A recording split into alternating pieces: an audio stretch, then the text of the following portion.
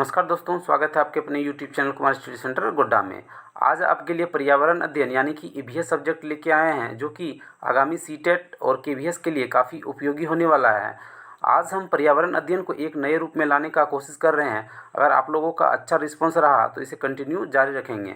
तो सेशन काफ़ी मज़ेदार होने वाला है, तो वीडियो को शुरू से अंत तक जरूर देखें। गाइज, अगर आप हमारे चैनल पर नए हैं तो हमारे चैनल को सब्सक्राइब करें और बेल आइकन को प्रेस कर ऑल नोटिफिकेशन ऑन कर लें, ताकि इस प्रकार का वीडियो जब भी अपलोड करें तो सबसे पहले आपको नोटिफिकेशन मिल पाए। तो चलिए शुरू करते हैं आज के इस मज़ेदार सेशन को। तो हम आज इस सेशन में पढ़ने वाले हैं कक्षा 3 के चैप्टर 1 को पढ़ेंगे, और चैप्टर का नाम है डाल डाल पर ताल ताल पर। तो चलिए शुरू करते हैं। बच्चे अपने आसपास के लोगों और चीज़ों को देखकर समझकर बहुत कुछ सीखते हैं। इस अध्याय से भी कक्षा के बाहर की दुनिया का अवलोकन कराया जाए, कक्षा में बैठकर केवल पढ़ाया नहीं जाए। तो यहाँ पर बोला जा रहा है कि बच्चों को सिर्फ किताबी ज्ञान ना दे के उसे बाहरी दुनिया का भी अवलोकन कराना चाहिए, सिर्फ बैठा के केवल पढ़ाया न जाए। आगे देखते हैं कि बच्चा कक्षा से जब बाहर जाते हैं तो क्या क्या चीज़ का अवलोकन करते हैं और क्या क्या चीज़ को देखने को मिलता है जिससे कि वह सीख सके।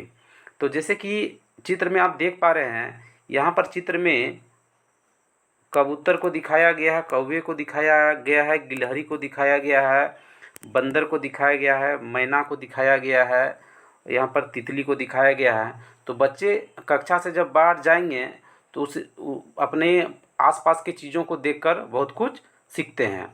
तो यहाँ पर यही बोला जा रहा है कि सिर्फ बच्चे को पढ़ाया ना जाए, बल्कि उसको बाहरी वातावरण से भी अवगत कराया जाए। आगे है, किताब में जानवर शब्द इस्तेमाल सभी तरह के जानवरों जैसे कि कीड़े, पक्षी, स्तनधारी आदि के लिए किया गया है।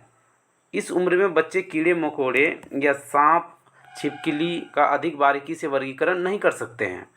आप भी पता करें कि बच्चे जानवर शब्द से क्या समझते हैं। बच्चे को विभिन्न जानवरों की जानकारी इकट्ठा करने के लिए प्रेरित करें। आइए आगे हम लोग चित्र के माध्यम से उसे जानने का प्रयास करते हैं। जैसे कि आप चित्र में देख पा रहे होंगे, यहाँ पर कुछ जानवरों के चित्र दिखाए गए हैं, जैसे बकरी, कछुआ, भैंस, बगुला इत्यादि इत्यादि, मेढक वगैरह वगैरह जानवरों को दिखाया गया है। आगे देखते हैं, जानवरों के रंग, रूप, चाल, आवाज़ आदि देखना तथा उनकी नकल करना बच्चों को बहुत रोचक लगता है। आप देखते होंगे कि आसपास में छोटे छोटे जब जानवर रहते हैं तो उसे देख के वो काफ़ी उससे खेलने लग जाता है। जानवरों की विविधता देखकर उनके अलग अलग समूह बनाने से ही वर्गीकरण की शुरुआत होती है। जब बच्चे अलग अलग जानवर को देखेंगे तो वहीं से वो वर्गीकरण का शुरुआत करते हैं। पहली 6 आधार पंचतंत्र की कहानी खरगोश और कछुआ कहानी सुनाकर बच्चों को पंचतंत्र की और कहानियाँ पढ़ाने की प्रेरित करें।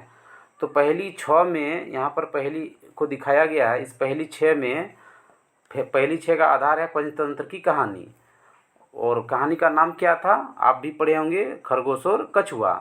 कहानी को सुनाकर बच्चों को पंचतंत्र की ओर कहानी पढ़ने के लिए प्रेरित करनी चाहिए। बच्चों को सृजनात्मक गतिविधि जैसे अंगुलियों और अंगूठे पर रंग लगाकर चित्र बनाना बहुत अच्छा लगता है। उन्हें अपनी इच्छा से अलग अलग तरह के डिजाइन बनाने के लिए प्रोत्साहित करनी चाहिए। जैसे कि आप चित्र में देख पा रहे होंगे, यहाँ पर कुछ अंगूठे से और कुछ अंगुलियां से जानवरों के चित्र बनाए गए हैं। बच्चों को प्रोत्साहित करें कि वे जानवरों को ध्यान से देखें और अपने मन से चित्र बनाएं। समूह में चित्र बनाने से बच्चे की सहायता की जा सकती है। बच्चों को समूह में चित्र बनाना अच्छा लगता है, तो बच्चे को कोशिश करें कि वो समूह में कार्य करें। जैसे कि आप चित्र के माध्यम से देख पा रहे होंगे कि बच्चा यहाँ पर क्या कर रहा है, चित्र बना रहा है। चित्र 1 है, यहाँ पर चित्र 2 है, चित्र 3 है, उसी प्रकार से चित्र 4 को यहाँ दिखाया गया है। बच्चे को अपने से चित्र बनाने दें और उसकी सहायता करें सिर्फ। आगे है, किसी पेड़ के नीचे कुछ देर बैठो और ध्यान से देखो पेड़ और उनके आसपास कौन से जानवर हैं। डालियों पर, पत्तों पर, तने पर, जमीन पर, पेड़ के आसपास। अब इन जानवरों को क्रम में लिखो, छोटे से बड़े, 1 2 3 इस तरह से क्रम को दिखाया गया है। इसी तरह से 10 11 12 15। जिगॉस में किसी चित्र के ऐसे टुकड़े होते हैं जिन उनको मिलाने से बहुत दिमाग लगाना पड़ता है। जिगॉस एक प्रकार का पजल होता है, जैसे कि अलग अलग टुकड़ा होता है। कोई मान के चलिए एक मोर है और उसका अलग अलग टुकड़ा है और उसी टुकड़े को मिला के उस चित्र को कंप्लीट करना है, उसी को जिगॉस कहते हैं। ऐसे टुकड़े होते हैं, उनको मिलाने से बहुत दिमाग लगाना पड़ता है। यह गतिविधि चीज़ों को क्रमानुसार लगाने का शुरुआत कदम है। क्रम में लगाना बच्चों के अपने अनुभव पर निर्भर करता है। चूहा चिड़िया से छोटा भी हो सकता है और बड़ा भी हो सकता है। जानवरों के प्रति संवेदनशील से जुड़ी बातों पर भी चर्चा करवानी चाहिए। जिग्सा ऐसा बनाया जाए कि उनमें कुछ चुनौती हो, सीधे सीधे टुकड़े ना हो। उसमें उसको ऐसा होना चाहिए कि आसानी से ना जुड़े, थोड़ा सा उसमें बच्चों को दिमाग लगाना पड़े, आसानी से ही जोड़े जा सके। बच्चों को इस प्रकार की गतिविधियां करने के मौके दें तथा उनके कामों की प्रशंसा की जानी चाहिए।